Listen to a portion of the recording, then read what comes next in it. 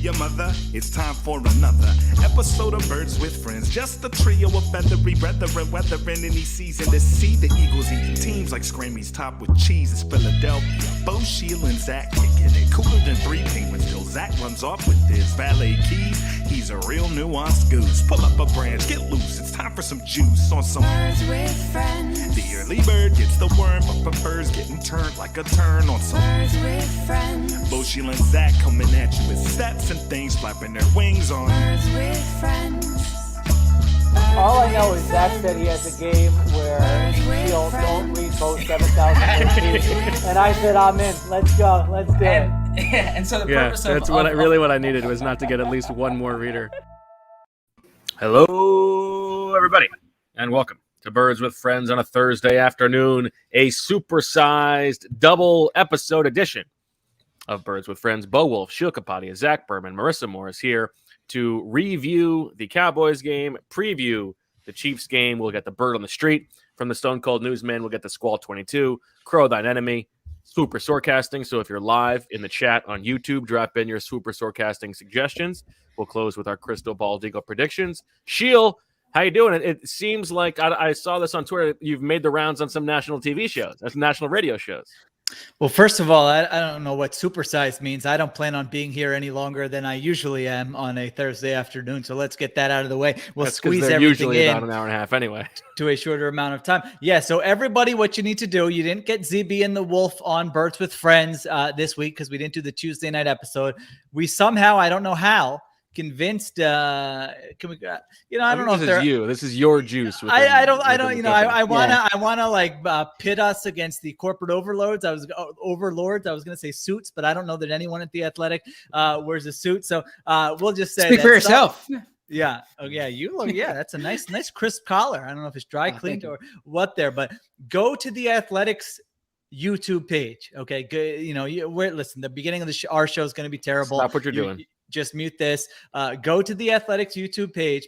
We'll at least let you finish your sentence first, at least, and then you will. Yeah, once I'm done, you will see a 12 to 13 minute video of ZB and the Wulf with myself, video edition exclusive to YouTube. So what we need to happen is for that bad boy to blow up a little bit.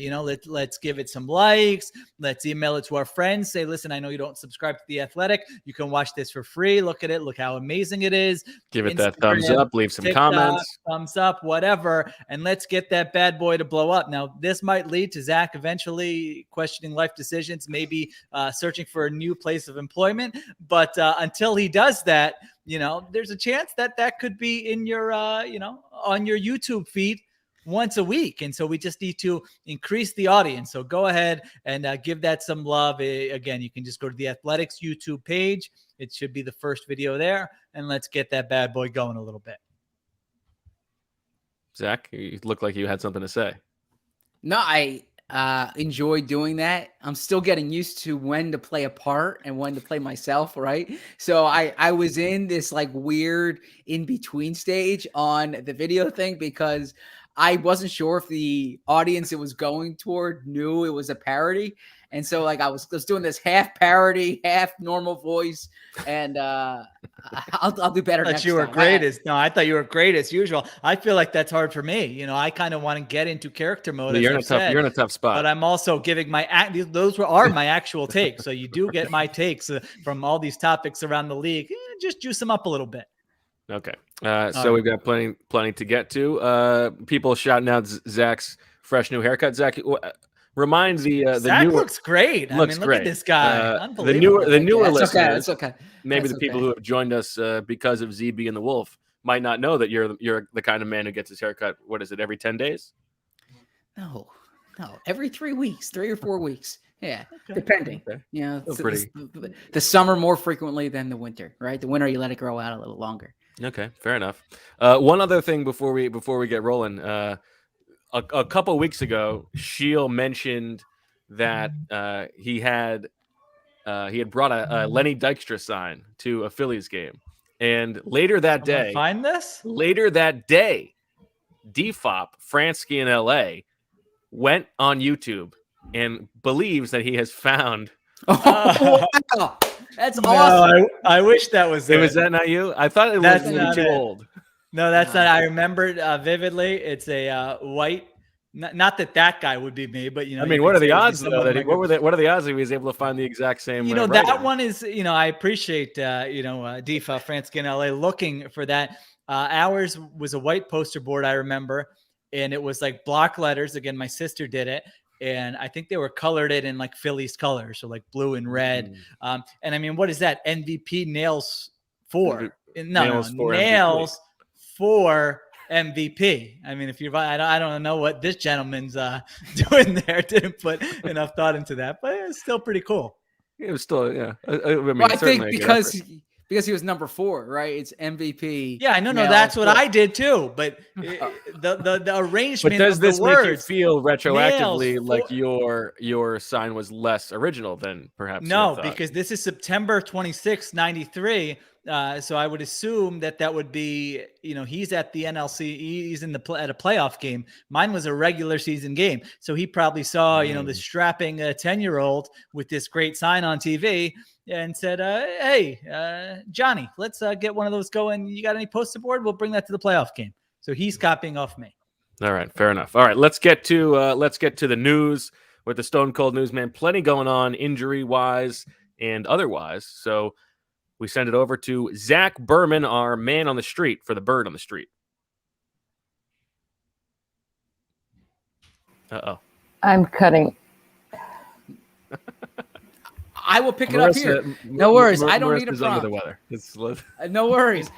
So There you go. since we last spoke, Isaac Seumalo has been placed on injured reserve with a Liz Frank injury. He is out for the season. Kayvon Wallace has a separated shoulder. He is also on injured reserve. So what's Bo about to do? Just I've got keep I've got going. the same group of joke Liz Frank 17,000 jokes. times. So those are the two major injuries. The dreaded mistress. And then we have also Roddy McLeod back at practice, was a full participant yesterday. We'll get the practice report during this podcast. We will update you as this goes on. But it certainly looks like he will be in line to make his debut. There's no set decision on how the Eagles will replace Isaac Seumalo. That remains in the air. But it is important to note Jack Driscoll, who is eligible to return from injured reserve. The Eagles started his 21-day clock this week. So him and Josiah Scott, by the way. Josiah Scott is also eligible to return from injured reserve. So pay attention to that because we know the organization thinks highly of Jack Driscoll. They also promoted Sua Opeta from the practice squad permanently I shouldn't say permanently. He's officially on the 53-man roster. It's not a matter of elevation like he was last week. So those are some developments to watch. The injured report yesterday, we shouldn't get too caught up in it. Because There's one thing that popped out to me. Was it Lane Johnson or was it Landon Dickerson? No, Landon Dickerson. So Landon Dickerson, hip injury. He met with the media today. He said, it's football. You're not supposed to feel good, right? So that's all he that's knows, right. apparently. I mean, he's never felt good. Like 6 years. Yeah, other in a guys row. are like, what are you talking about? Yeah. So he wouldn't say whether he's going to play or not. My guess is he's going to play. The fact that he was up there speaking to reporters, I think is a sign like they're not keeping him under wraps. But I'm curious if he is out there, if he plays right side or left side. That's something we can discuss. But because the key thing here is that the left guard replacement, barring injury, is in that spot for the rest of the year. Whereas the right guard replacement, Brandon Brooks will eventually return. So unless you're so if you want like Dickerson to settle into a spot, then left guard would be the spot where he could, in theory, settle into. So anyways, these are things to monitor. Some other quick news. I know the city apparently was up in arms about the lack of running plays. That was the major talking point. I was going to say on talk radio, but it's something that on social media, fan interactions that you have either walking. I mean, they down should the have run the street. ball more. We can get. They to should have that run in the ball more. in the And Cowboys review, but Nick Sirianni said so. So that's something that came up. There's a lot of Jalen Hurts discussion, a lot of RPO discussion. and then all the other things we can sprinkle in to this week's Cowboys preview. But that's You are your right, hard though. news for the week. You are right, though, that the Lane Johnson thing on the injury report was interesting because he's had these ankle issues going back a couple of years now, and for him to pop up with an ankle issue is a little bit troubling. And he did not play a great game against Randy Gregory. So no, he had what, he has 3 holding penalties this year too. So yeah. So let's unpack the guard situation, because I mean, what is more my bread and butter than like where these guys have been practicing over the course of the summer. Yeah. Again, now just a reminder, this would be a good time to go to the Athletics YouTube channel while we have this discussion and go ahead. Watch. I'm going to talk for about 12 minutes uninterrupted about the backup guards. So this is now's a good time. If you need to get a drink, go to the bathroom, video. Anything. Yeah. Okay. Go ahead. So Driscoll is interesting. Because he only played, as far as I remember, right guard in the summer. He's mostly only played right tackle, right guard on that right side. So if he is going to come into the lineup over Nate Herbig, it will be, my guess would be Driscoll at right guard and Dickerson at left guard. And you're right, Zach, that you're thinking left guard is a long-term replacement, not a shorter-term replacement like Brooks is. So if it's going to be Dickerson, Driscoll, my guess would be Dickerson at left guard, Driscoll at right guard.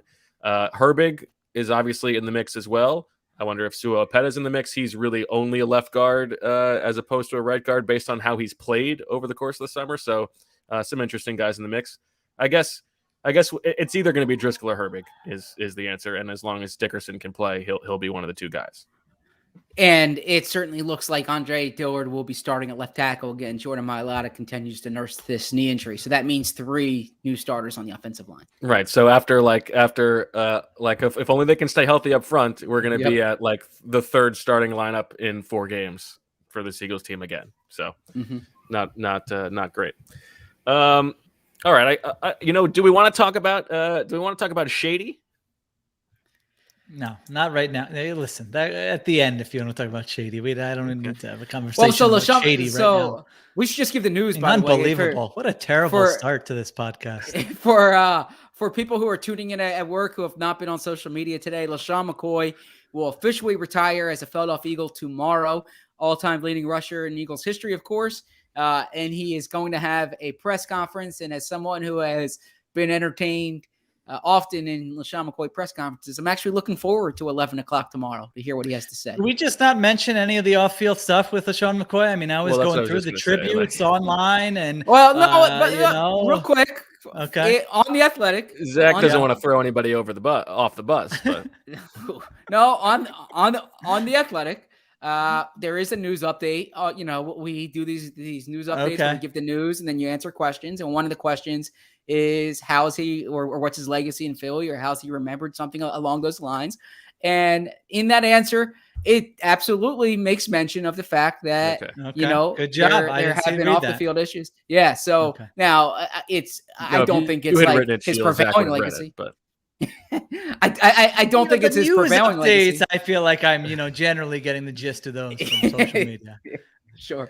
But as you're going to speak, I should tweet that out. Let's not throw the guy a parade necessarily. And you said something on Twitter, Zach, about you don't think like anyone's ever going to wear 25 again. How many? No, I don't think anyone's ever going to wear 25 again. No. Why? Yeah, I thought that was nuts. If they haven't given it out yet, I mean, what about 87? I don't.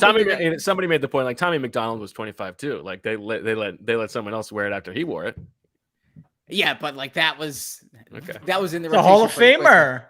Yeah, I do think like I'm glad that we're bringing up his off the field stuff, but as a player, like for a running back, he is like aesthetically the exact kind of running back that I love. And you think about like those early 2010 teams, you have like Vic, Deshaun, and Shady are like the 3 best types of players at those positions to watch. Like what a fun group that was. That's all. I would also just point out too, this feels getting antsy. This didn't really come up crazy. But given what we've heard this week, with thank you for the commenter who pointed out Sheil hasn't had a chance to freaking comment on the Cowboys game yet. And these two guys are taking the first okay. 15 minutes to talk about Opeta and LeSean McCoy announcing his retirement. LeSean McCoy has been relevant for 3 years. I mean, unbelievable. Go ahead. Sorry, I don't want to interrupt you. Go ahead. This is going to be 15 seconds. I was just going to say of a lot of the people who've come through the city, LeSean McCoy like loved being a Philadelphia athlete as much as, and like he did not want to leave. Females only though. If you heard Stephen A. Smith's thing about how like Philadelphia is a great city to be a superstar in, LeSean McCoy loved being a superstar in Philadelphia. Anyways, Sheil, the floor is yours.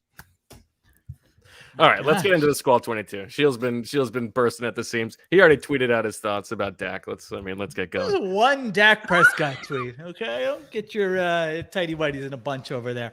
Okay, so Bo, I could tell from the post game pod, first of all, that you have not, understood what I've said in the past when you said, "Oh, Sheil says all the time, shorten the game against the great offenses, the Chiefs." I don't say that. I've never said that. Zach, as someone who has consumes my content, takes it in, remembers it, would know that I don't say that. Okay, well, go ahead. So here, here's the thing with let's start big picture here with Sirianni saying after the game that he thought they had to keep up with the Cowboys, and so that's why they implemented the game plan that they did. On the surface, I don't necessarily think that that's a terrible approach to take. I think coaches too often don't have an honest assessment of their team going up against the opponent.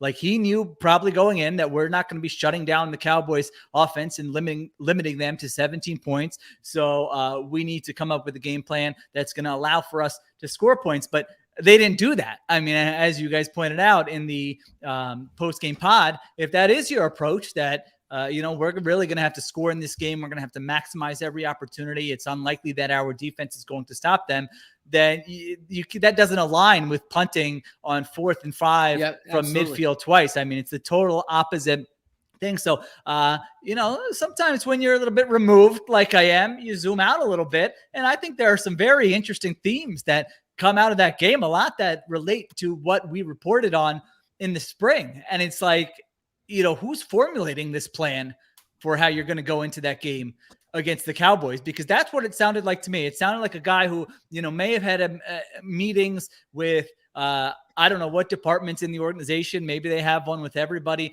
during the week, because that's sort of an analytical idea, right? That their offense is great. Let's not go in there thinking that we're going to stop them. We're going to have to score points. But then at the same time, that doesn't align with what he did in the game. And also he's talking about, well, the chart said punt.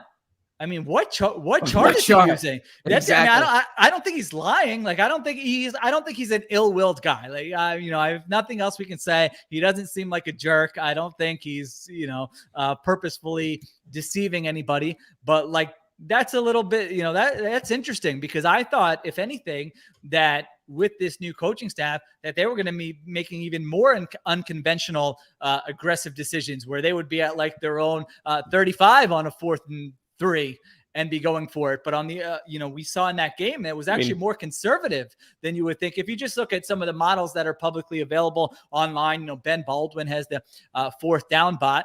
One of them, I think, was a very strong recommendation to go for it. I think the other one was more of a toss-up. But I mean, he didn't say, well, I just wanted to go with my gut and we felt like we needed to pin him back. He said, I went to the chart and the chart said to punt it there. So that, to me, I was. Who are you to doubt Jim Bob Cooter? I mean, is that who has the chart? I don't know. I mean, and that to me is very interesting. So that was one of my big takeaways here. He sounds like a guy who's trying to take input from various areas of the organization, assemble it all into a game plan, but not everything aligns, and he's not able to articulate what he's actually doing after the fact. Your thoughts, as Donovan McNabb would say. My overall thing here is, like, you have talked about it, Shield. Like, what Jalen Hurts should be giving you is this gift to make the running game more efficient, right? The numbers game, as we've talked about. And I feel like if the whole season is about evaluating Jalen Hurts and evaluating Nick Sirianni, like, is this guy the quarterback? Is this guy the head coach as we rebuild this roster? The way things were in that game, you're not getting the right evaluation of either of them, because if Jalen Hurts is going to be the guy, you got to find out what it's like when you build the offense around his strengths, like what he brings to the table. And if you're trying to turn him into a quarterback who he is not, you're not getting the right evaluation of Nick Sirianni's offense either. So it's like if things continue this way, which, you know, it's been 3 games and only 2 games with sort of an iffy game plan. We'll see what happens. But if things keep looking like this, it's like you're almost wasting the year. Well, where I would I agree and disagree. I'm like Bo here, taking both sides of the fence. From the Laurie Roseman perspective, yes, that's what this year is about: evaluating Hurts, evaluating Sirianni. From Sirianni's perspective, like, he's just trying to win the next game. He's not going into this year thinking like, all right, this is my year to evaluate Jalen Hurts. Like, Nick Sirianni is focused on Sunday. And that's as he should be. That's as the he coach's should be. job. But okay, players, Exactly. players, not plays. Then like do what the Well, I players agree. do well. I agree, but like, I don't think he's going into this being like, what's the best way for me to evaluate Jalen Hurts? I think part of what is confounding to me, and I wrote about this on The Athletic today. Shameless plug. You can go to thoughts, 8 Eagles thoughts that I have there. But I don't know what their offensive identity is. And after week 1, and we talked about this on the post-game pod, I thought, all right, they're going to play to the strengths of their quarterback, right? It might not be the offense Sirianni came in here with, but it seems like they were calling plays for Jalen Hurts that they would have called for Philip Rivers, right? Or for Justin Herbert. Like, it didn't make sense to me why you would have Jalen Hurts to take these deep drops into the pocket in empty formations. Like, get him on the move, intentionally move the pocket, get him some quick throws to players in space. If you're doing this downfield vertical game, and you're relying on Hurts being an accurate quarterback, you're going to have a lot more games like you had Monday than you'll have in week 1. So that's just, I think that's correct. Yeah. One of, I would say, the biggest disappointments through 3 weeks is the lack of creativity in the run game. I mean, I can't believe that you look at who you have at quarterback and you don't come to the conclusion that we need to have a creative run game that really involves Jalen Hurts in it, that's going to give us the best chance to win. I just don't understand how you come to the conclusion that what we saw last week is your best chance to move the football. So yeah, I didn't like the game plan. I didn't think it was good. There's personnel decisions that are just baffling. I mean, even the Jalen Reagor go ball, like, why is that ball go? Why is Jalen Reagor the guy you're throwing that to, who's running that? Why is that not Devontae Smith or Quez Watkins? I know Trevon Diggs at times was following Devontae Smith. That's fine. If it's going to be a go ball, like, it's pretty simple that Jalen Reagor should not be the guy running that route. If it's just, I mean, it was single high man coverage. That was a simple pick your matchup and throw it up there. Like, how is that going to him? I think that's a misevaluation. I 100% feel that was them trying to just redo what happened the week before and prove that they could get it right this time. I mean, it was the same part of the field. I really believe that in my bones. I mean, I think it's just, I don't know if there's something behind the scenes or what, but it looks to be a misevaluation of personnel there. So, I don't know. I do feel like a lot of this is Sirianni is trying. Remember, he's, as we know, he is a first-time head coach. He's a first-time play caller. Like, he's been one of the voices in somebody else's ear rather than the guy who's trying to put everything together. And so it's a Shane Steichen here. It's an analytics department here. It's a Jeffrey Lurie here. It's a front office here. It's a, Jeff Stoutland here. Okay. All right. I've got all these and I'm going to put it all together. Well, that's what it looks like. It looks like somebody, It looks like really last year's Eagles, where somebody is trying to, all right, I got all these different voices. Let me put it all together in something that makes sense. And it makes no sense. I mean, that's really what the offense looked like to me on Monday night. So I'm not going to absolve Jalen Hurts. I mean, you call a go ball down the right sideline. That's not a ball that should be, intercepted. It should either be overthrown, or the receiver should at some point at least have a chance there. Even the other interception where Devontae Smith slips, but as the Manning cast was pointing out, you kind of probably want to look over there and not throw that ball. And if you do, I remember us talking about this with Carson Wentz last year. Those passes have to be high and to the outside. That ball was not, so that was a bad pass. So again, and the other thing with Hurts I've been kind of disappointed with is when he flees the pocket, he's not keeping his eyes downfield at all. I mean, there are multiple examples I thought on film where he's getting out there. All right, you bought some time. Maybe you didn't need to leave the pocket. That's okay. And guys spring open down the field, and he's just taking sort of the 7-yard scramble rather than what could potentially be a 25-yard completion. So that is something else that kind of stood out there, out to me on the film. Did you think that Landon Dickerson was pretty bad? I didn't think he was worse than he was in the first game. The sack was bad. I actually didn't think he was. The play was so ridiculous.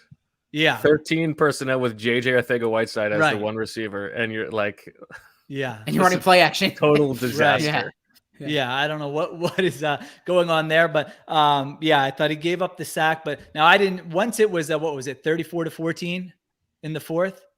Yeah, I stopped there and said I don't need to learn anything from the final two drives or whatever. I know, like the end of the game totals are like so misleading because of like the Eagles just racking up yards in the fourth quarter. Like, Zach had the good drive by drive. I mean, that's really the best way to explain what their offense looked like. So. Although I felt so silly totally right in the day after because Zach had already written it better than I was going to write it. No, that's not true. That's not true. Very good. Thank you. But I don't totally buy this idea that like the game was so out of hand. So the script was just like out of the gym. It was a 13-point game at halftime. They had the ball, right? Like there's no reason why you say, all right, we need to abandon everything we had going into the game. So I don't totally buy that because the game wasn't really out of hand until the fourth.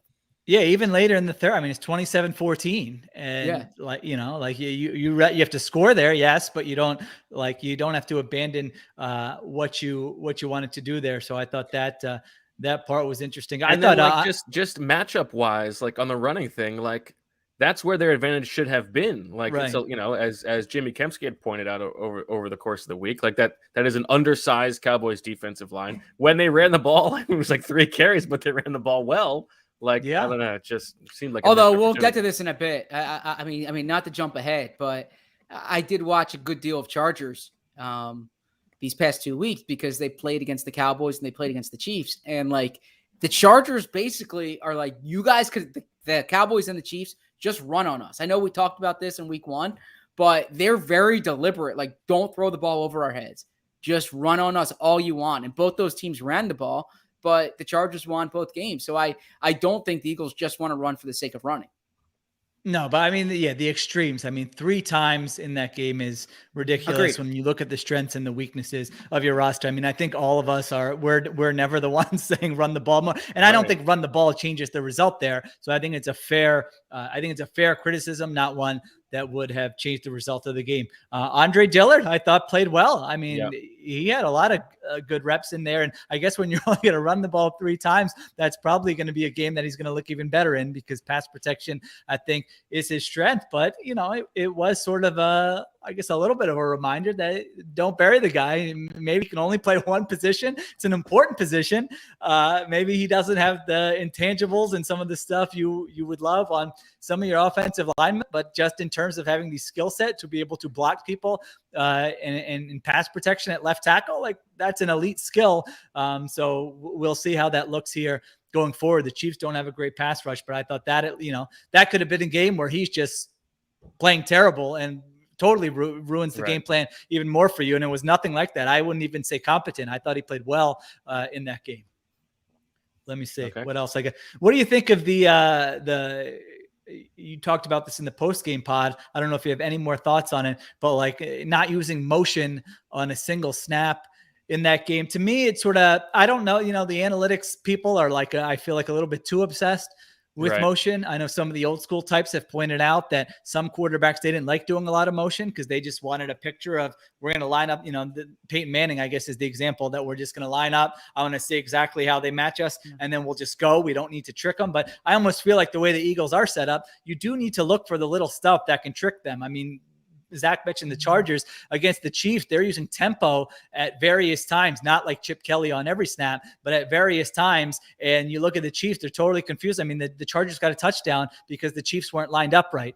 And so I do feel like that type of little stuff there where you just need to give yourself give your offense a chance to have an edge. That seems to be missing, in my opinion, from the offense. So Bo asked, and I'll give credit, Bo was ahead of this before anyone else, asked Nick about it on Friday, wrote about it in the day after. So make sure you check that out. If you haven't, then Nick was asked about it again on Wednesday, and kind of he reiterated the answer. You don't want to use it for motion's sake.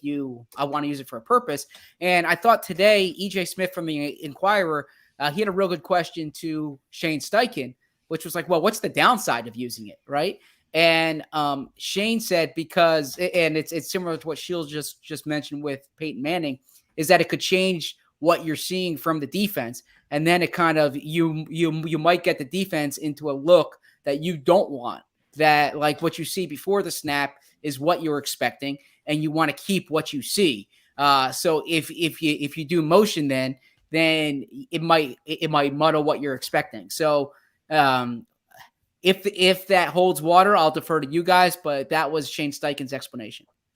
I think my two takeaways, I think, are basically what I said on the postgame pod. Is one, that my assumption is that this is the kind of thing that Jeffrey Lurie is like, what's going on here, that he would expect to see more motion in this offense. And two is the explanation from Sirianni that it's a, if you spend more time on motion, that's less time that you can spend on doing other things. I'd like to see that time spent on something else, as opposed to finding ways to get, JJ Arcega-Whiteside and Greg Ward on the field. I think this offense needs to maybe tighten up its personnel groupings a little bit and just focus on the good players, keeping those guys on the field and letting and running with that. I mean, every other team figures out a way to practice it and get it fair. Right. You're not spending your entire Thursday on, all right, today's a motion day, so there's got to be some way to do it. All right. Well, so let me ask you this. Let me just ask you this, because this is something I don't want to say heard behind the scenes, but I've discussed with people behind the scenes. Do you think part of it is to uncomplicate things for Jalen Hurts? Potentially. I mean, maybe, but it could also, there's two sides. It could make things easier. clearer for him Sure. After the snap. So anyway, All right. Why don't we take a break and then we'll do a little defense? Sounds good. Let's hear from the sponsors. For longtime listeners of Birds with Friends, this sponsor will not surprise you. It's Peloton. Maybe is it possible that Bo getting a Peloton during the draft and revealing that was just a part of a big viral planted thing that we were going to pay off now? It's possible, but it's not the case. And I got to tell you, the Peloton's been great to me. It's everything that I want.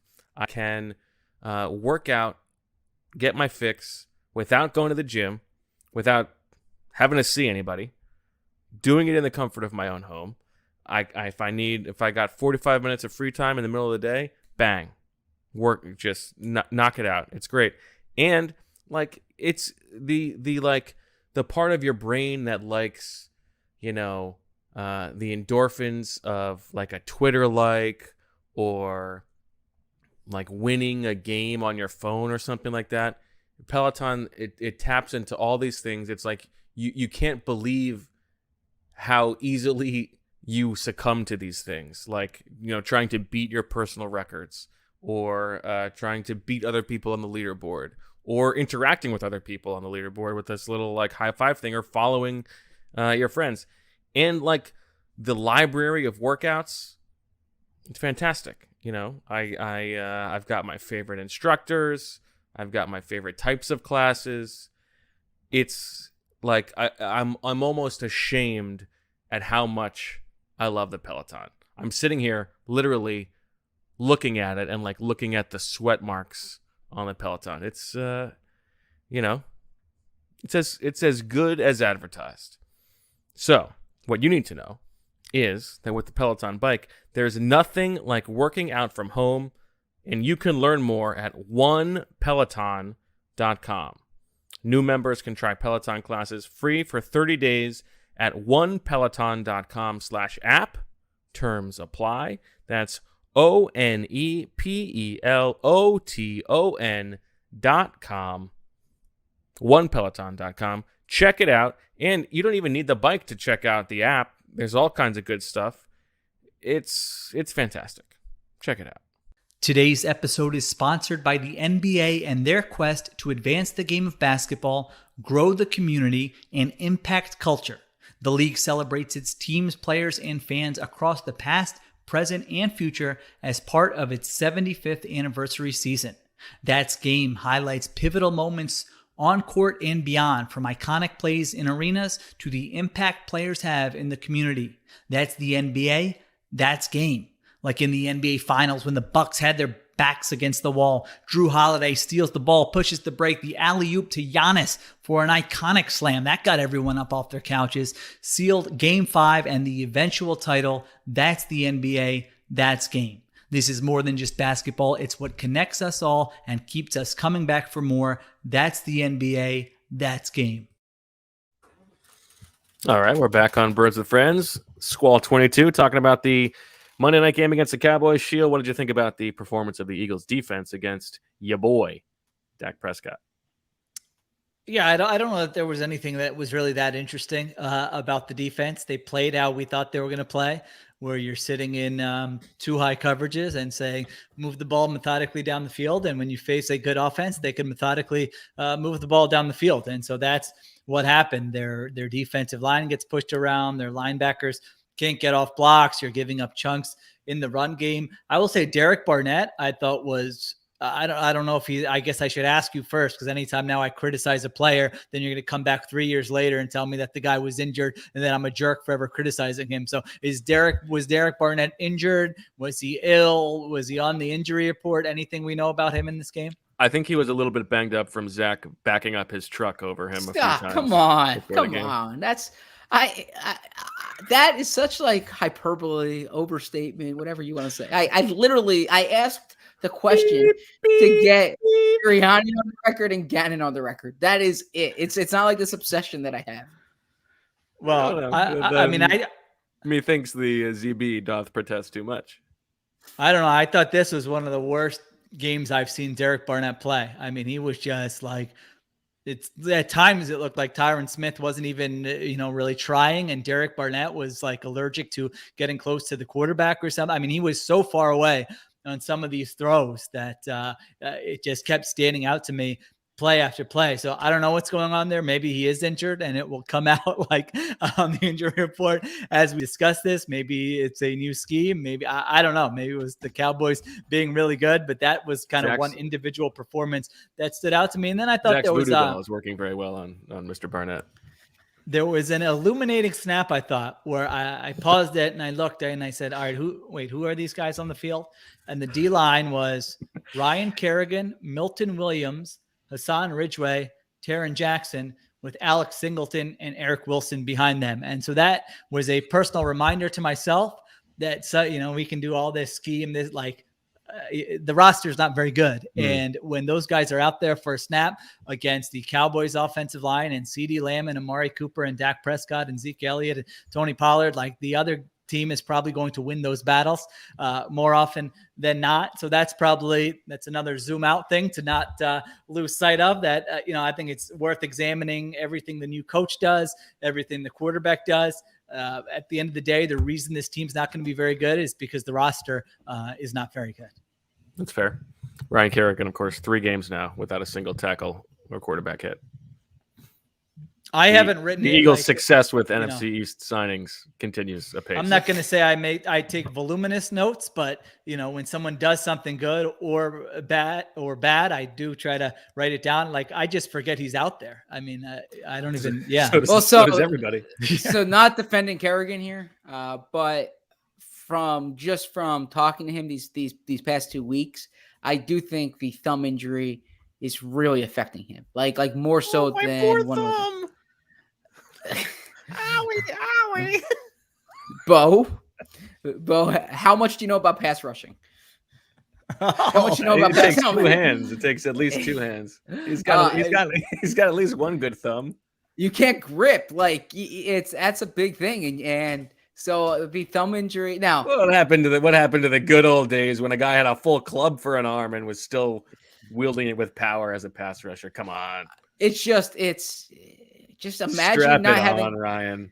Imagine not having a thumb in your everyday life and now apply it to the football field. It would Okay, affect that me could quite be a bit. factor, but the league Ow. the league spoke on Ryan Kerrigan. I mean, this offseason, everybody, there were a lot of teams that could have used a situational veteran pass rusher that did not sign Ryan Kerrigan. I mean, I know he had I'm sure like every free agent, he had his option of 17 different teams. He turned down 18 mil a year because it was just so enticing to play on a team that pretty much gave up before the season started, had no identity, and that he wasn't going to play a lot of snaps on. It was just too enticing a situation that he chose the Eagles. But I don't know. Sometimes you can certainly Ryan Kerrigan could have 3 thumbs and he still wouldn't be making an impact. All right, I have an idea for post-game pods going forward. Marissa, you should be listening to this because when I was hearing that Marissa had to take like a 3-hour nap, Oh my gosh. and then wake up to your guys' nonsense, Thankfully, only 2 primetime and then games produce this year. it. Well, It actually was great. It was Okay. like I was wide awake. I was ready. Although there was that one point I was tuned out. not.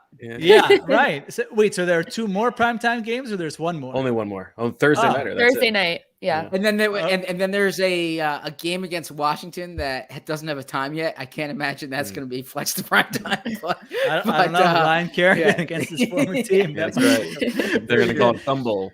Well, so what I was thinking was that, now I'm not committing to this at all, but here's a thought that popped into my head. So primetime game, it's late. Everybody's got stuff to, I mean, you guys are staying up and then you got to fight the next day. Here's what we should, again, I'm not committing to this. What we should do for a primetime game is like 10 minutes after the game, I'll just come on with Marissa. I'll spew some takes about, what I thought. Cause a primetime game, I'm solely focused on that. I don't have anything else I got to watch. I'm doing that. It can be a live stream, the readers, the fans, their options are to tune in to one of the, TV post-game shows or to our post-game show. I'll take our chances for that. So we start knocking that out. You guys, once you're finished with your interviews in locker room, you jump on. We wrap up anything we missed. It's over before you even write a word. Marissa can produce it. It's up early. Everybody gets better sleep that night. And we move on from there. Bo looks hesitant. I feel like Marissa kind of likes this. So this year, Bo's not doing it. I feel like kind of likes this. Yeah. No, Bo's doing it I shouldn't say Bo. We are doing the podcast separately this year. We're not doing it from the stadium. We're not doing it from the stadium this year. Okay. So that's the complication. Now, if it gets to a point where we feel comfortable as a group doing it in the stadium or in separate press boxes, separate radio booths, things like that, then perhaps we can do home games. I mean, you could just choose, Bo and I would just break into basically one of those booths that we were never supposed to be in, Merrill Reese's booth, and just do a podcast from there. Bo looks Bo doesn't like this at all. I'm just COVID. I don't want to be like yelling in the same room. All right. That's fair. All right. I don't care. Next it doesn't year, matter then. to me. Maybe next year. I like it as an idea. Yeah. Okay. So real quick though, just as a 15-second aside, because I enjoy every encounter that I have with readers, listeners, and whatnot. But I apologize if I am not like gregarious in the airport on the morning after primetime games, right? Because you always have like the well, you were on edge. You were trying to get on flights. I was flying standby. But they want to talk to you about the game and they want your opinion, and you're on like an hour and a half of sleep and you're just feeling it. Flex. No, it's not a flex. I'm saying I proactively am apologizing because I probably am not as cordial as I would like to be in those situations. It's kind of one of those things. There must have been some encounter here that you're referencing. There was just it's one of those things where you're like, tough game. We'll see what happens this week. Yeah, they need to run the ball more, right? And you feel bad, not like engaging. Yeah, I think they should cut. I think they should cut him too. Yeah. Barnett obviously would have been. All right, fans, readers, don't bother Zach or Bo in public. They're too big for you. They don't realize where the bread is buttered. Leave them alone. What I'm saying. Listen, Zach would be happy to talk to you as long as you bring his book, like proof of fandom. Bring that up, and then he'll talk to you. He'll sign your book. Any other time, the morning after flight is a tough endeavor. All right. What do we need to know about this Chiefs team, Sheil? I mean, And not they a got the lot. best quarterback in Yeah. the world, and their defense is terrible. That's about it. Yeah, that really is everything. Yeah, I don't know that there's a lot more I want to add. I'll circle back on, what I was saying in the beginning, where again, it's not when you're playing the Chiefs, it's maximizing every scoring opportunity. It's not shorten the game. We had writers. We I'm had not feeling writer- myself at all. No. Yeah, for those of you listening, good, you have though. to watch the YouTube Okay. podcast to see the comments that are being promoted here. But we had I think it was Nate Taylor, our Chiefs writer, Seth Kaiser, I believe, who writes about the Chiefs for us, and Ethan Douglas, who is also a big Chiefs fan. They did sort of a study last year on is this idea of keep Patrick Mahomes off the field. Is that the way to beat the Chiefs? And it's really has not been. Most of the times they've lost, it's just been because the other team scored a lot. I think the average opponent scored over 36 points per game in Chiefs losses over the last 3 years. And so an average NFL game, you have 11 possessions. And I think for all those games, except for one, the Chiefs had at least 10. So maybe if you can steal one possession, that's not nothing. That's probably worth about 3 points. They average about 3 points per possession. But really, in my opinion, it's scoring at all costs. If you can string together long drives, that's fine. If you want to go bombs away and hit them for explosive plays, that's fine too. You just can't waste offensive possessions. You can't be kicking field goals from inside their 10. You can't be punting from, near midfield. You need to be aggressive in those situations, because the thing about keeping Mahomes off the field or shortening the game or minimizing their possessions, it's not just an offensive thing. It's a defensive thing. I mean, if you have an 11-play drive and then your defense goes out there and the Chiefs score in 3 plays, it doesn't matter. They're still going to get a lot of possession. So I don't think there's really a lot to that. I think it's just more about you have to maximize every scoring opportunity. You have to be aggressive with your in-game decision-making. And then defensively, I mean, there are 2 things, and they're not necessarily mutually exclusive. One is force them to string together long drives, which they absolutely can do, but it just increases your chances of creating a negative play or a turnover, or they have a penalty.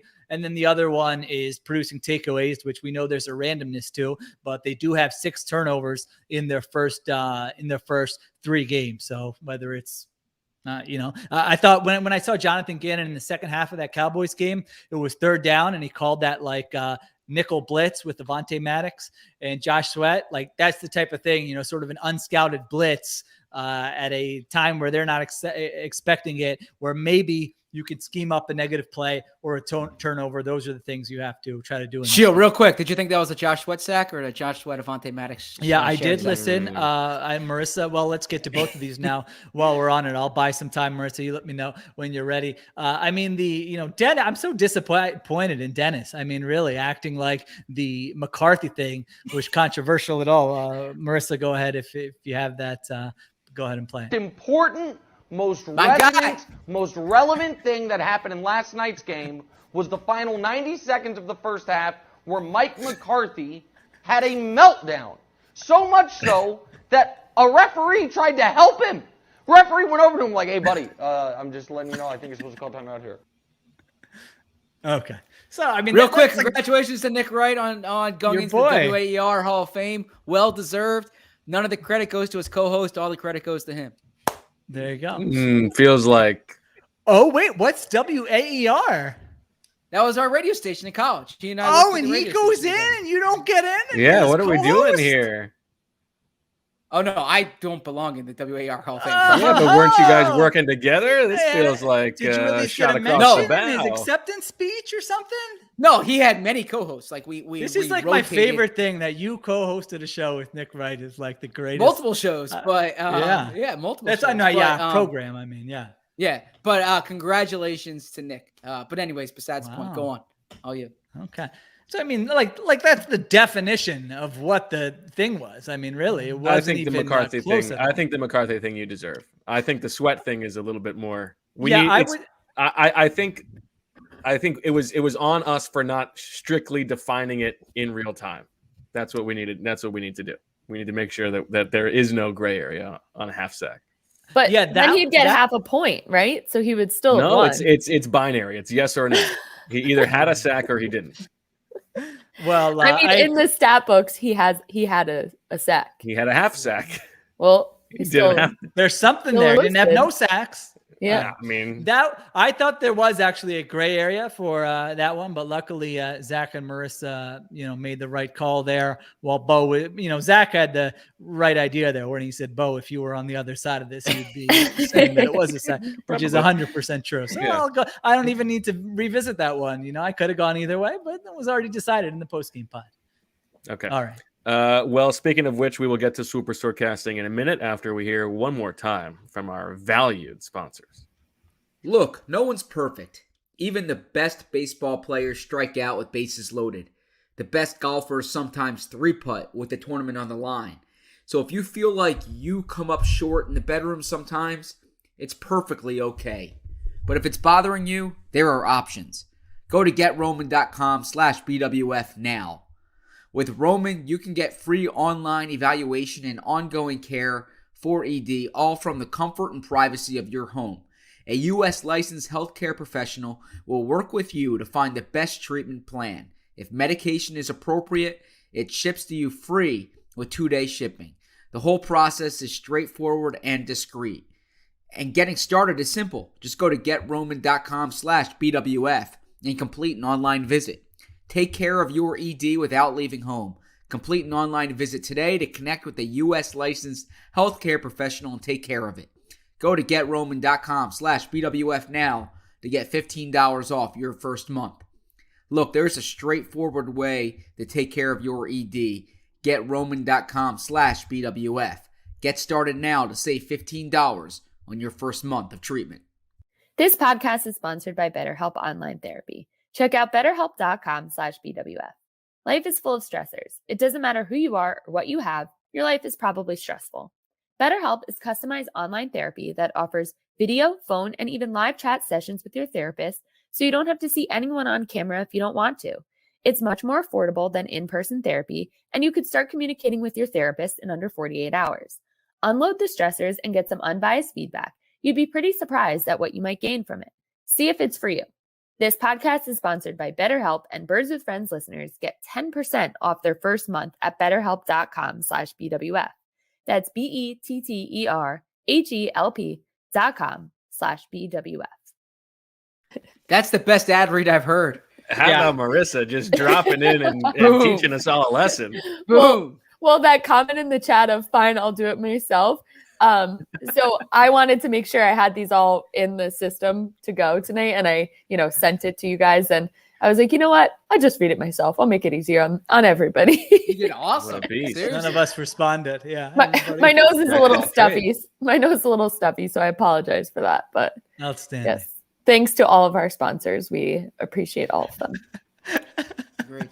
All right. We move on to Swooper Soarcasting, and let me actually pull up from Dennis here how many turkeys everybody has left. So Sheil is in the lead on the season. Controversial, but he has 1.3, 1 1/3 points on the season. I have 5, and Zach and I have 5/6 of a point. So, Sheil, you have 1 turkey left over. I have 6 turkeys left over. Zach has, I believe, an unprecedented 17 turkeys with which to deal. So he enters today with 41 turkeys. I've got 30, and Sheil's got 25. I took a shower earlier, and I looked out once I was finished, and no towel. I forgot the towel. Oh, that's tough. That's a precarious situation. So I'm looking around going, all right, maybe my wife's got one hanging there or something. All she had was she's got one of these like towel robes. Are you familiar with these? Oh, interesting. Yeah. Yeah, I don't know much about it. I have not. Wait, do you guys have like separate towel racks? No. Oh, okay. We have the shower. Looking for it, right? Well, no, okay. So we have the shower, and there's the rack outside on the door, and there was nothing there. But then I looked at the back of the bathroom door. There's a hook, and so sometimes there will be something there. All I saw was this towel, his woman's towel rope. And so you have to make a call. What are you going to do in this situation? Literally, there's nothing else in the bathroom. And mind you, this is mid-afternoon. We have like windows open in the house and stuff. So, it's not like night where you can kind of just maybe do a little a leaf here and a leaf there and try to run to the hallway closet. I feel like night is worse if the light is on. It's more of the a lights are spotlight. off. So anyway, so I had to put on this woman's towel bathrobe, cover yourself up. It was quite comforting, but my wife is, much shorter than me. So you're kind of like, it's not going all the way down to knee level, if you know what I mean. Then I had to run through the hallway. I'm thinking, it's midday, there's people mowing the lawn outside and stuff. We have a big window that looks towards the upstairs hallway. Had to run to the hallway bathroom, grab a towel as fast as possible, and then run back to the bathroom. So I thought. I hope you put that towel in the wash after you used it. Oh my God! Hang it back up for your wife. I texted her and she said, "Wash her immediately!" Exclamation point. I believe was the text. I don't know. I am a clean guy. I shower every day. I thought that was a little bit. This aggressive podcast has long been in favor of using the female version of products like deodorant, of course, which we've talked about, razors. So it feels like a natural progression. Mine was only deodorant. Yeah. Oh yeah, I prefer a woman's razor. Okay.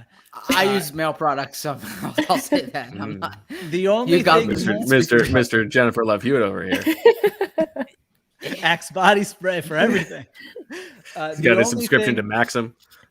That's a little more awkward than that, and I'm only bringing up now because we're coming off the Jalen Hurts press conference. Is when you have that situation, you look over and That's there's scary. nothing to. Then you're just going, shoot. All right, I gotta, you gotta do a little waddle or something. That's the most awkward, like a human can feel. I think is making that walk over to the cabinet. But maybe Zach looks very uncomfortable. Your story, let's get to the Super just to keep it more uncomfortable. Your story of the short robe. Reminds me of the story that went around our high school about Patrick Ewing at the hospital one time. That's all. That's all I'm gonna say. No idea. All right. Okay, let's get to Swooper Soarcasting. So how many turkeys does everyone have? You have 41. I have 30, Okay. and Sheil has 25. Good. I like it. Charlie Munger says the big money's not in buying or selling, but in waiting, right? So. No, Charlie Munger's never played or won Swooper Soarcasting. All right. Charlie Munger's not getting smoked right now. Big theme of this week's Swooper Soarcasting was the broadcast. I actually think I could have done an entire swooper about the broadcast with your this guys' game doesn't have a submissions, lot of juice. Yeah. with your submissions and the chat submissions. So Okay. just keep that in mind. So we will start with the broadcast will mention something about Greg Lewis's connection to the Eagles. One. Wow. Aggressive. Sheil, Zach was saving all 41 turkeys just for this. He planted this. 2, I guess. Do I hear 3? I guess I'll 3. go 3. I'm like, okay, you're going 3. Yeah. I mean, it's so irrelevant, but there is a chance he did in a game earlier this year, like punch a player or grab a player and the guy punched him. So Ronnie Harrison, right? Was it the yes, he got game? thrown Oh, out. Yeah. Yeah. So we know Marissa is not a Greg Lewis fan. I will go 4. Going once. Worst use of turkeys I've ever had. Sold to Sheil for 4. All right. Real quick, if I just want to read the injury report because we just got it. Jordan Mailata did not practice with a knee injury. Like we said, it sounds like he's not going to play. Landon Dickerson, Marcus Epps, Lane Johnson, Jason Kelsey, Rodney McLeod, and Davion Taylor, all full participants in practice, which puts them on track to play this weekend. So McLeod and Epps, most likely. And I'm sorry, McLeod and Harris Yes. at safety. And nothing to worry about with Lane in terms of his availability, or Dickerson in terms of his availability. Okay. Well, they say the best ability is availability, or coachability, All right. or dependability. Okay. The Eagles use a 6 offensive linemen in normal formations. What does this that means mean? is, so I'm sorry. So what this is that there is either an injury or a replaced player that they have to go. So it's not an extra offensive lineman. I see what It's you're with their saying. normal 5. They have to go to a 6th. So they don't have the same Got it. 5 out there the whole game. This is when I submitted. 1. And I'm really 2. like bidding on guys getting hurt, but It could be someone getting benched. wow. 3. 4. 5. It also could be a left guard rotation, right? could be. 6. Chance for Mac.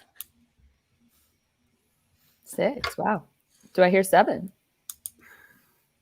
7. You can have it. Oh, Zach, what are you going to use these turkeys for? It's a long season, right? All right. Maybe not. I mean, this fan base and audience could be like totally checked out. in Honestly, 3 weeks. true question. If you guys like, if you man. finish your laundry and you put your hand in your pocket, or you get a jacket that you wore last year and there's $5 in there, okay? Are you automatically like, all right, how can I spend this $5, or do you save your $5? Terrible analogy. Yeah, I mean, I probably also forget about it again. Who uses cash nowadays? What do you do, Zach? I would save it, right? It's like it's not He like puts it in a 20-year bond. what's the interest on that bond, right? If it's 20 years, I better have a good interest. All right. Next. Good The bond Eagles- talk. The Eagles have 4 consecutive non-QB runs within the same drive. 4 consecutive. Yeah, committing to the run. Because we'll see if Sirianni really commits to the bit. I don't worry. Wait for a future one. Okay. 2. 1, 3. 4. The non-quarterback run here, the non-quarterback makes it interesting. Yeah, it does. I don't think they're gonna go more here. Where are we at? I think I have 4. Okay, I'm out. Zach. The non-quarterback runs complicates it. 5. Maybe it's the end of the game, and they're just trying to get to the. They're just trying to get into the locker room, right? Ooh, they're icing Take their a knee lead. with the They're gonna quarterback. win. I'll go 6. I feel like they're gonna do this. I think they're gonna commit to it at some point. There Oh, are man, other this- running ones here, so you can have this one. I like All this right. comment from the Mr. Snuff. He says, Bo looks at the $5, cries because there's a colonizer on the front. We got a troll here, you know. Oh, is that? Sorry, I wasn't. Yeah. I didn't know he was We're trolling. gassing up the troll in the comments. All right. So that was sold to Bo for 6. Yeah. Yep. Oh my gosh. Okay. All right. The Eagles running backs have their most combined carries of the season. That's a good one. 2. So it's actually He said it twice just to make sure we knew. Zach submitted this one. And when he submitted it, I was going to keep it. It said carry *S. So I was going to keep it. Sorry, I As wrote it in the- the car. I wrote As it in the the, car. I'm you sorry. know, we're really analytical on what the Nice. swooper exactly Yep. said. 3, 4. 5, 5, 6, 7. 8. Do we know what the number is to beat? This is gonna be overcorrection Saturday 9. or Sunday, The rather. game's on Sunday. Yeah. 9. 10. 10. I like the repeats. 11. 12. 13. This is game theory here, right? You're just trying to bid me up. I got a fancy basketball auction coming up. I'll probably what'd you say? 13? 14. Yeah. 14. 14. Going once, going twice, sold to Zach for 14 turkeys. Yes, How you high heard that was Zach correctly. willing to go? All right. Here we go. This was a submission from Owen in the chat who says, let's see how far they will go. Mahomes will have more yards than Hurts. Ooh. More Is what? that passing yards? Passing yards. I will Just passing change yards? 1. 10. 5. 11, 12, 13, 14, 15, 16, 17. 17, 17. I said 17. I got 17. That's all I have left. 18, 18, 19. 20, Wow. How many turkeys do you have? 21. 21. 21. So you got it. Wow. Z-Berm with a 14 and a 21 back my to back. He's only How many got 6 turkeys? left. Owen's experiment. Scared money don't make money.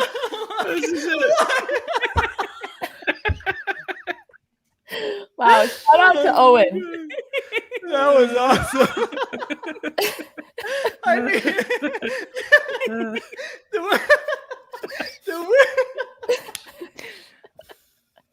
to win the round, you gotta have the most tries.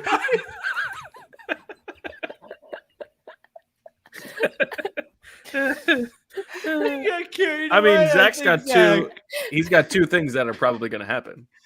Yeah, but 2 is not a guaranteed win. Right. You're It wasn't right, last yeah, week. yeah. I mean, right? he has 1 that's guaranteed to happen. I mean, the second one it could happen. I Well, would you were say bidding 20 on it, so I think you were Listen, I know. I didn't know. I don't know what I'm doing, but I thought that was awesome. I just kind of let it Wow. rip, but that was fantastic. All right, so Zach is Zach, what are you going to do? How are you going to spend? You got no turkeys. What about your number? Wasn't there a number you wanted to hold over? Long season, I quote you.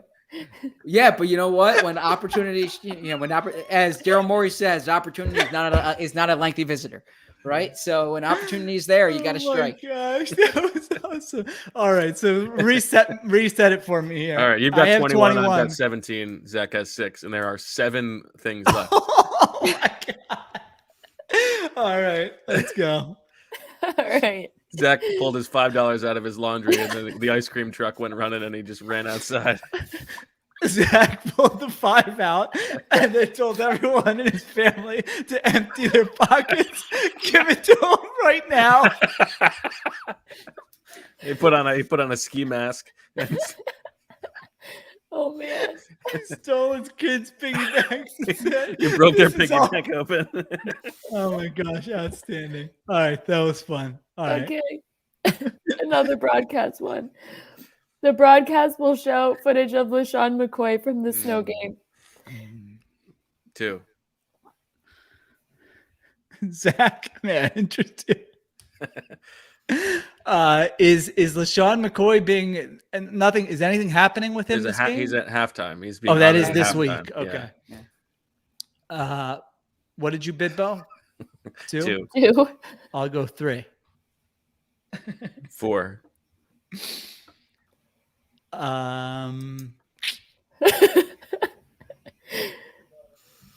Never. 4. He's so I'll go 5. Zach, you want to last turkeys? No, I got it. No, Does it, no, let's clarify here. Does it have to be footage or can it be a picture? But I would say counts, right? Picture counts. Picture Okay, I counts. just want to make sure. Yeah.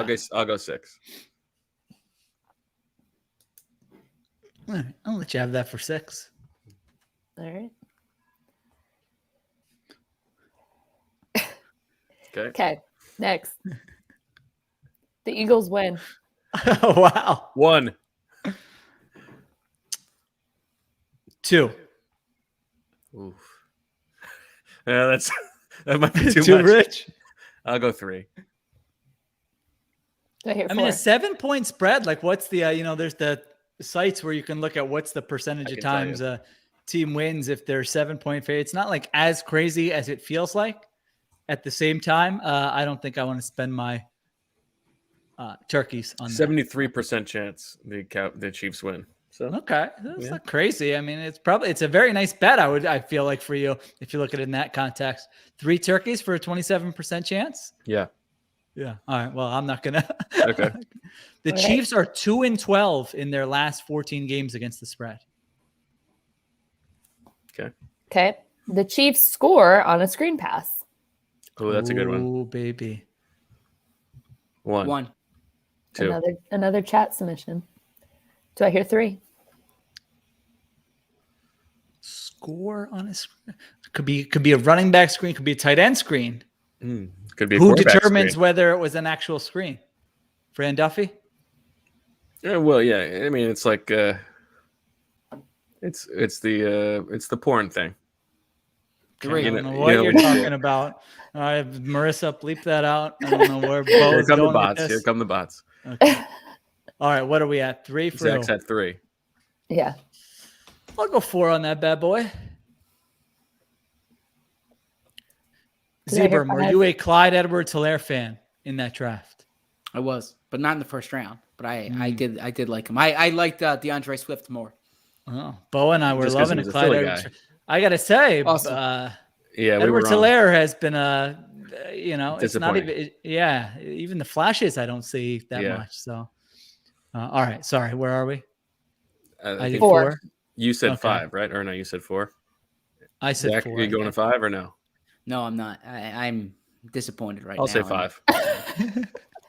I'll go 6. All right. You got it. Sold to Sheil for 6. Can we have a turkey update? Sheil has 15. I have 8. Zach has 6. Okay. Footage And there are slash 4 left. images, another one, of the Kelseys as kids is shown on TV. That's a good one. 1, 2, 3. 4. Audio if you're a listeners. listener, you don't Yeah. have to watch every YouTube, but you do need to see the pain on Zach's face during Swooper Soarcasting. That is the price He's of just admission. thinking that he spent 35 turkeys on 2 picks, right? 2 picks. Yeah. 5 for me. This is I'll go 6. How many turkeys do you have left, Bo? 8. And how many more questions do we have after this? 3 after this. Yep. I'll go 6. I already said 6. You have to go 7. 7. Oh, do I want to go all the way? All the way May? I'll go 8.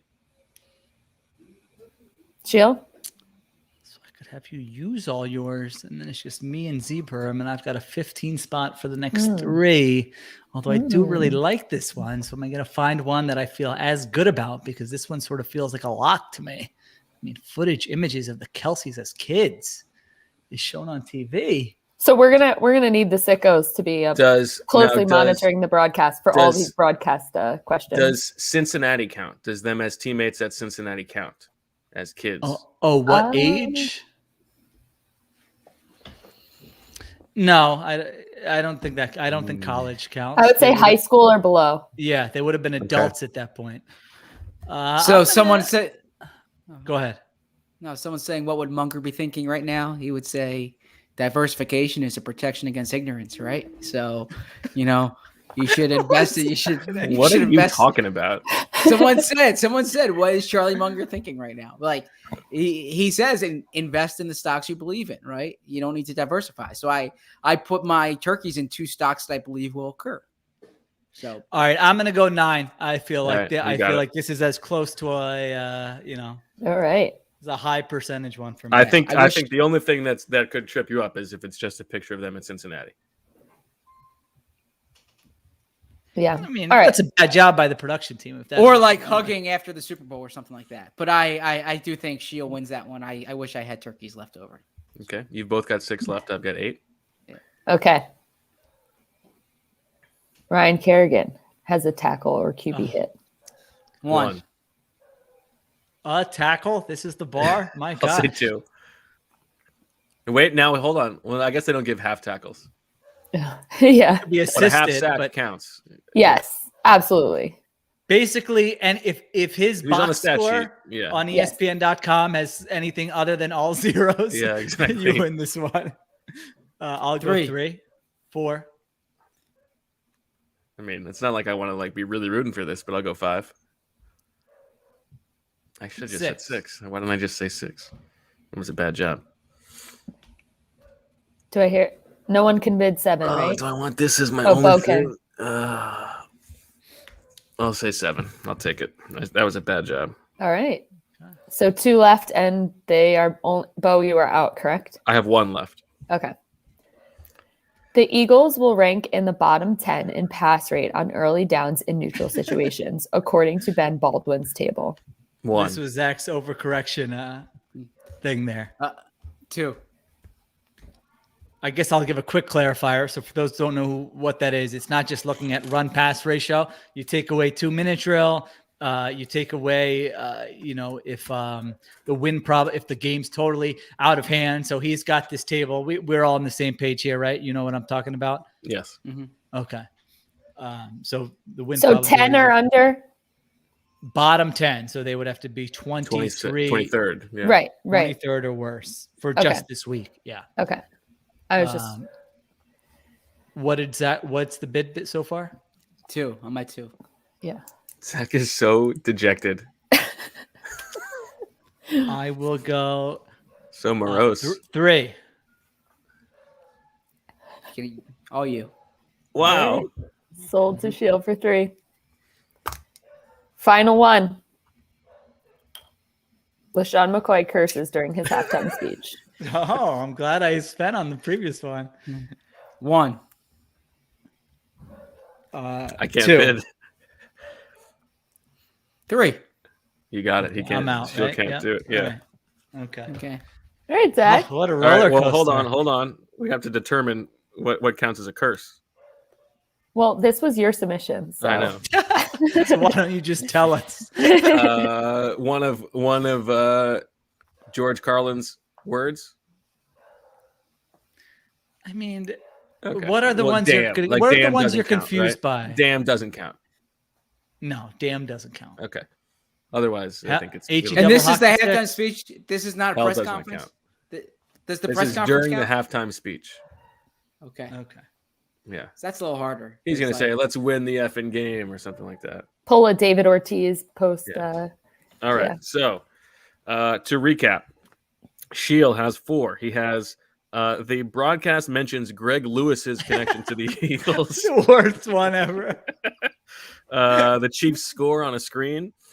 They show a picture of the Kelseys as kids, and the Eagles are bottom 10 in pass rate in neutral situations, according to Ben Baldwin's site. I have 5. I have the Eagles use a 6th offensive lineman in a normal situation. 4 straight runs at some point within the same drive, non-quarterback. They show a picture or footage of LeSean McCoy in the snow. The Eagles win the game, and Ryan Kerrigan exists. And then Zach, I have 1 turkey left over. Sheil has 3 turkeys left over. And Zach, with those 41 turkeys, splurged big time on the Eagles. Running backs have their most combined carries of the season. So Patrick- 24 was what they had in week 1 against Atlanta. So Okay. they need to hit 25. Oh, that's hard to beat. Patrick Mahomes has more passing yards than Jalen Hurts, and LeSean McCoy curses during the halftime speech. You know, the Mahomes one really diversification. killed me. The Mahomes one killed me. So I mean, it was an It's a interesting, lock. It was an interesting experiment into how much certainty matters. Well, no, the Mahomes one would have been fine. I feel like if that was your first one, it was- I would not have combined, bid on the yeah. running backs. It was Yeah. the order that Yes. that flustered me. So I actually right? had it lower down, but I was like, you know what? I need to make sure I put this one Oh, up yeah, that was higher good. while That was they good. have a lot of nice turkeys. job by you. Yeah. Yeah. Good So position. again, shout out to Owen in the chat for saying, "Hey, we need to put one in here that's like bound to happen and see how far they'll go." Yeah. He really, you he broke really, You yeah, broke me, he broke man. Zach. Seriously. You know, but Act like it's free agency. He spent all of his money on. He went out and spent all his money on Kendrick Bourne and Bill Hunter Belichick. Henry. Yeah. no. Look, I truly believe opportunity is not a lengthy visitor. So when it's there, you need to jump on it. So All right, let's get to our crystal ball Eagles. Sheil, you're already on the record. I am. Yes, I have we just said, there would have a 27% chance to win this game according to the betting markets. It doesn't feel like it should be that high. The Chiefs' defense is terrible, so if you have anything offensively, this would be the game to show it. The Chiefs ranked 32nd in EPA per play on defense, so they've really, they've played some good teams, but they've also been playing poorly on defense. I just haven't seen it from the Eagles that I know what their plan is going to be, that they're going to have a great plan of attack to seize on that. I think defensively they'll be as good as can be expected, but I don't think that's going to be very good. The Chiefs are still unbelievable. On offense, I don't think this one is going to be particularly close. I've got Chiefs 31, Eagles 16. Okay. I will jump in here. I like the Chiefs in this matchup. Chiefs are a much better team. By the way, we really haven't talked much about Andy Reid. He hasn't been back since 2013 coaching in the stadium. That is, he's been back in the area, but I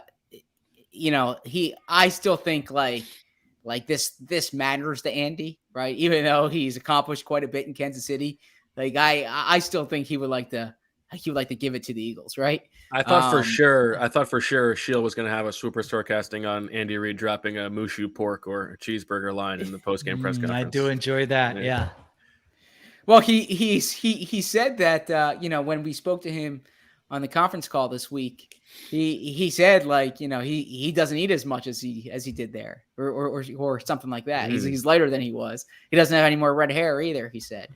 In any event, sorry. Oh, jeez. So we did not discuss this back during the defense element.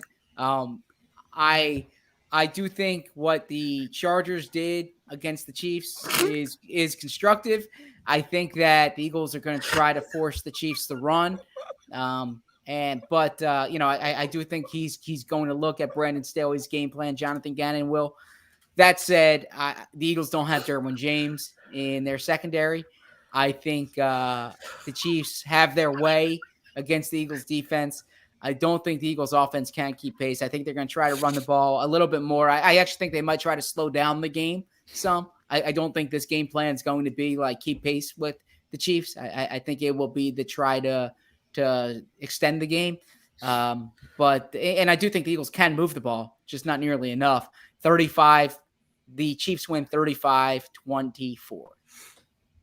Okay. Nothing makes me more tired than taking care of the kids all day. Gotta say, most guys will agree with that.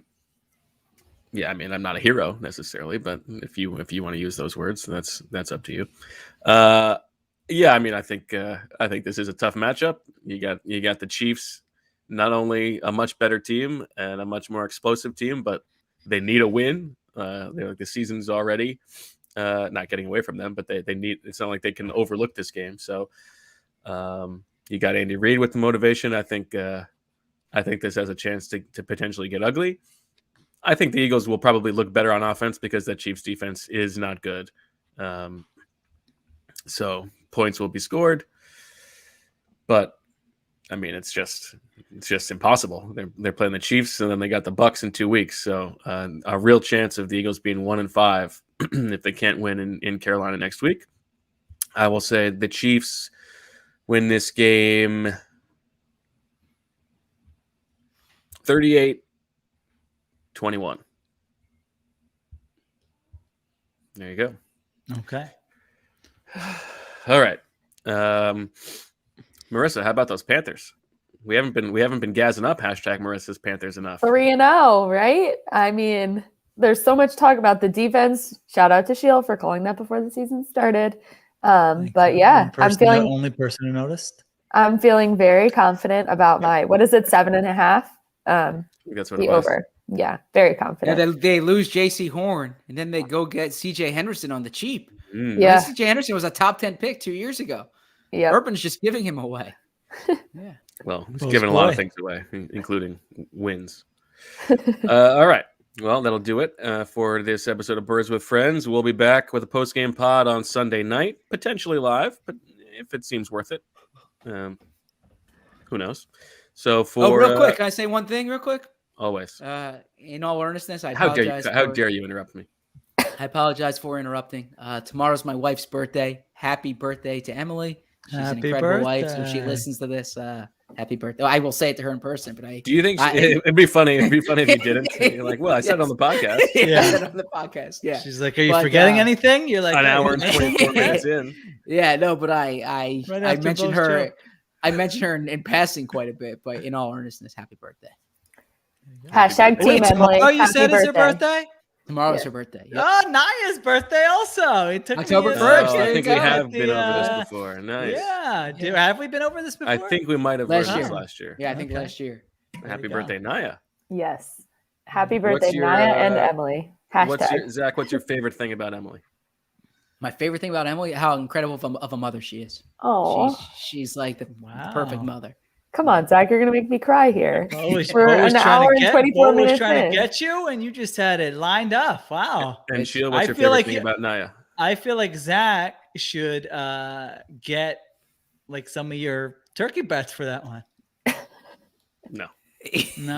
that's not how it works. Don't you're on the hook now, Sheil. Favorite thing about My Naya? favorite thing about Naya? Hmm. It's hard to pick just one thing. Her goal scoring ability. She did have a nice goal last week, and I feel like it upped her confidence. Now she's like into getting into soccer a little bit more, so that's fun. She comes up with. I feel like her vocabulary is very good.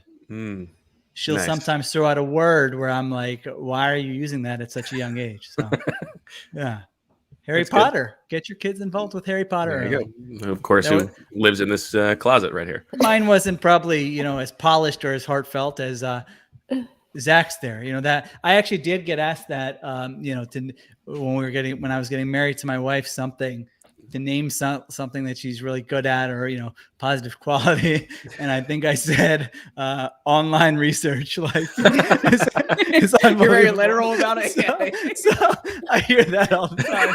So I guess that's just how I kind of answer those questions. I like that. You're emotionally deprived as a child. This stuff.